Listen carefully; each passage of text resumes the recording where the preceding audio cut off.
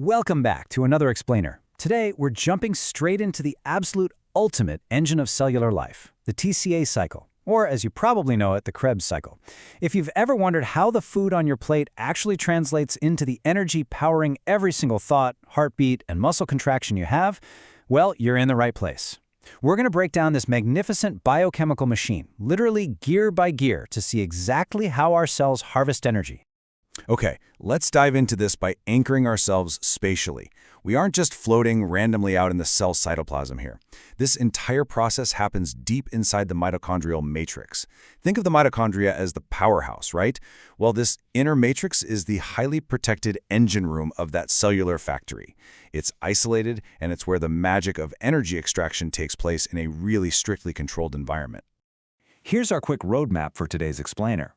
We'll start with a welcome to the matrix, look at the 8 enzymatic steps, see how it powers the respiratory chain, calculate the exact energy yield, explore its role as an amphibolic metabolic hub, and finally, look at regulation and clinical sabotage.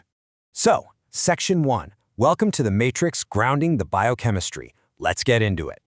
Now, you might be wondering, why exactly is this called a cycle and not just a linear pathway? Normally, you start with compound A and end with compound Z. But here, our starting 4-carbon compound, oxaloacetate, acts a lot like a permanent docking station. It binds with a 2-carbon fuel molecule called acetyl-CoA, goes through a highly coordinated series of transformations, and at the very end of all this, the oxaloacetate is continually regenerated. It just completely resets. It's a brilliant design, honestly. It keeps the factory running continuously without ever running out of its base machinery. Moving on to Section 2, the 8 enzymatic steps, turning the gears. Now, what's really interesting about this slide is the sheer elegance of the circular flow. It's not just a list of chemicals to memorize, it's an intricate assembly line. Starting right at the top, citrate synthasase merges our molecules to create citrate, and then we move clockwise through a highly specific sequence. Aconitase rearranges the molecule, setting the stage for isocitrate dehydrogenase and alpha-ketoglutarate dehydrogenase, which honestly do the heavy lifting of extracting the energy. From there, succinyl-CoA synthetase, succinate dehydrogenase, and fumarase keep manipulating that carbon structure, ending with malate dehydrogenase perfectly regenerating our starting material. So, 8 specific enzymes, 8 unique intermediates. Every single step is carefully orchestrated to prime the molecule for energy extraction. Rather than just memorizing blind facts here, let's look at the underlying logic. We start by building a 6-carbon molecule, citrate. Then, we systematically tear it down. We literally shed carbons by exhaling them as carbon dioxide. But why do we do that? Well, because as we break those specific carbon bonds, we extract high-energy electrons. We pack those loose electrons into specialized carrier molecules, 3 NADHs and 1 FADH₂ for every single turn of the cycle. On top of that, we get a quick burst of usable energy right away in the form of 1 GTP molecule. We're essentially dismantling the carbon skeleton just to get our hands on those precious electrons. Before we leave this assembly line, there's a really crucial structural exception we have to point out. The 6th enzyme, succinate dehydrogenase, is totally unique. It isn't floating freely in the matrix fluid like the other 7. It is physically anchored right into the inner mitochondrial membrane. This is absolutely vital because it acts as a physical bridge, instantly passing its harvested electrons to our next destination without them having to travel through the fluid. And, as a quick clinical aside, this specific enzyme can be competitively inhibited by a molecule called malonate. If that happens, it jams this specific gear and stops the entire cycle cold. All right, Section 3, powering the respiratory chain, the energy handoff. Where do these electrons actually go? And this brilliantly illustrates exactly that. The TCA cycle on the top doesn't just work in isolation. Those NADH and FADH₂ molecules we produced, they act like heavy-duty transport trucks. Notice how they carry their electron cargo directly down to complex 1 and complex 2 of the electron transport chain, which are embedded in the inner mitochondrial membrane right below. The TCA cycle harvests the electrons, sure, but the electron transport chain is where they are put to work. Passing these electrons down the chain is what actually drives the massive turbines of ATP synthesis. So this brings up a pretty huge question. With all these transport trucks moving electrons around and all these turbines spinning, how much total energy does one single molecule of glucose actually generate here? Let's find out in Section 4, Calculating the Energy Yield, Biochemical Accounting. The magic number is 20. 20 ATP molecules. That is the massive energy payout specifically derived from the TCA cycle for just one single molecule of glucose. But how exactly do we get to that number? Let's look at the balance sheet. Each NADH truck dropping off electrons yields 2.5 ATP, so 3 of those gives us 7.5 ATP. Our single FADH truck gives us 1.5 ATP, and our 1 GTP molecule is energetically equal to 1 ATP. Add that all up, 7.5 plus 1.5 plus 1, and you get exactly 10 ATP generated per turn of the cycle. So, the crucial point is this. One single glucose molecule splits into 2 acetyl-CoA molecules before it even enters the matrix.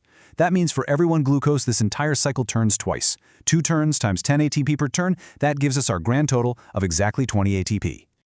Okay, moving to Section 5, the amphibolic metabolic hub, a two-way street. In biology, we use this great word amphibolic to describe a pathway that does 2 completely opposite things at the same time.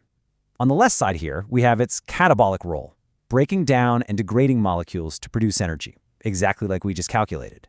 But on the right, it has an equally important anabolic, or building role. The TCA cycle is actually a central manufacturing hub for the whole cell, supplying the raw building blocks needed to create everything from amino acids to glucose. It isn't just a furnace, it's a critical supply chain. As you can see, cycle intermediates are constantly being pulled off the assembly line for other uses. Look at citrate at the top right. It gets exported straight out of the mitochondria to build fatty acids and cholesterol. Or down at the bottom, succinyl-CoA is pulled right out to synthesize heme, which is the vital molecule carrying oxygen in your red blood cells. Alpha-ketoglutarate and oxaloacetate, they're siphoned off to build amino acids. The engine is literally providing the spare parts to build and repair the rest of the cell. But you can probably spot the inherent problem here. If we are constantly pulling parts out of the engine to build other things, the cycle is eventually going to stall out and stop turning altogether. That's why we have anaplerotic reactions, which is just a fancy way of saying refilling reactions. We have to restock the assembly line.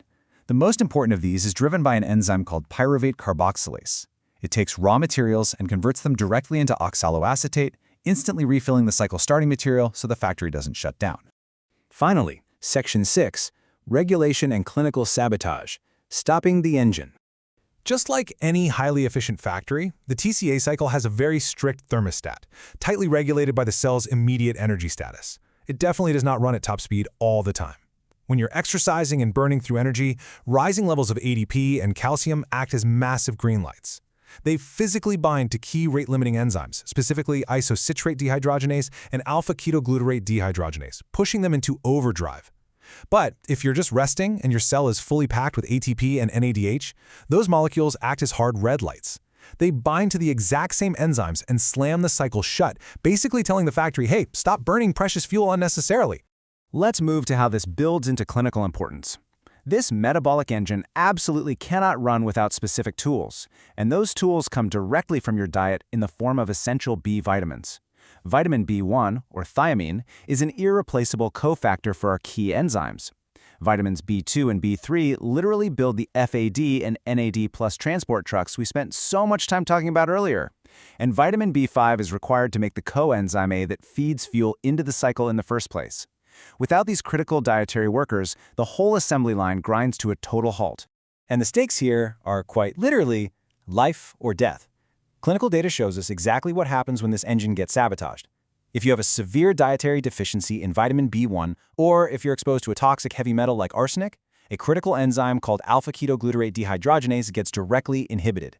The cycle catastrophically halts. And because the cycle stops, ATP production absolutely plummets. The cell starves for energy and begins to die, even if it is completely packed full of available glucose.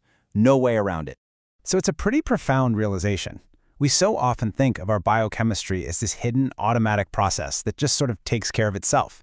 But with our core energy engine so heavily reliant on the specific vitamins we ingest, and so incredibly vulnerable to microscopic toxins that can jam its gears, it really begs the question, how intimately is your daily environment and diet dictating your very cellular survival, right down to the turning of your Krebs cycle? Definitely something to think about next time you fuel up. Thanks for joining me for this explainer, and keep learning.